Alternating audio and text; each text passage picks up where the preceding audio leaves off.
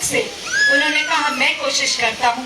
वो गए, बोले माता राम का नाम जपो, बस राम राम बोल दो। बोलो भैया बोलो, नहीं जाए क्या करूं? अरे एक बार क्या नहीं बोला जाता? उन्होंने सोचा अगर मैं उल्टा पूछूंगा कि क्या नाम नहीं बोला जाता तो अम्मा कहेगी कि राम राम नहीं बोला जाता। तो वो बोली भैया जो तू कह रहा है ना वो ही ना बोला जा, बाकी सब बोल दूंगी। लेकिन इतने प्रयास के बाद भी राम मुख से नहीं निकल पाया। राम, अगर पूरा जीवन आप राम का नाम भी जपो लेकिन अंतिम समय में आप राम का नाम नहीं जप पाए तो भी कहीं ना कहीं अटके रह जाओगे। कैसे? वो थे, एक संत थे, बहुत पहुंचे हुए संत। उन्होंने बताया अपने परिकर को, अपने शिष्यों को कि मेरा जब अंतिम समय आएगा ना तो बहुत झमझम करके बारिश होगी, बहुत आनंद आएगा, पूरी प्रकृति मेरी मुक्ति का उत्सव मनाएगी।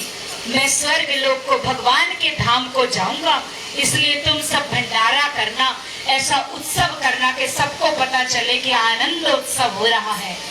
वो उन्होंने कहा, शिष्य ने, जी गुरुजी हम ऐसा ही करेंगे। अब हुआ क्या, अंतिम समय में उनकी जो चारपाई थी वो एक बेर के पेड़ के नीचे थी।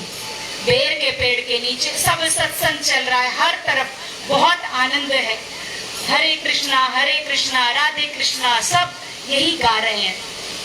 जैसे ही कीर्तन रुका, महात्मा जी की सिर्फ एक दृष्टि उस बेर के पके हुए फल में चली गई। बस एक ही नजर उस बेर को देखा और सोचा कि कितना पका है, बस इतना ही चिंतन आया था कि उनके प्राण पखेरु उड़ गए। जैसे ही प्राण निकले, अब सब उत्सव मना रहे हैं, भंडारे की तैयारियां कर रहे हैं, लेकिन बारिश तो हुई नहीं, प्रकृति में वो आनंद तो दिखाई नहीं दे रहा। गुरुजी कहाँ अटके रह गए, कहाँ अटके थे? पर 3 दिन बाद बहुत बारिश हुई, बहुत इतनी प्रकृति आनंद मना रही थी, 3 दिन लग गए। कोई महान पुरुष उस भंडारे में शामिल हुए, वो आए, उन्होंने देखा, पूछा उन्होंने कि आप बहुत सिद्ध महात्मा हैं, कृपा करके हमें बता दीजिए कि ये 3 दिन क्यों लगे? उन्होंने कहा कि अंतिम समय वो जो महात्मा थे वो कहाँ थे? किसी वृक्ष के नीचे। बोले हाँ। बोले उन्होंने, उनकी दृष्टि कहाँ गई थी? उनकी दृष्टि बेर के उस फल में चली गई थी। बोले वो उसी फल का कीड़ा बने, 3 दिन बाद उनकी मृत्यु हुई, आज उनकी जाके मुक्ति हुई है।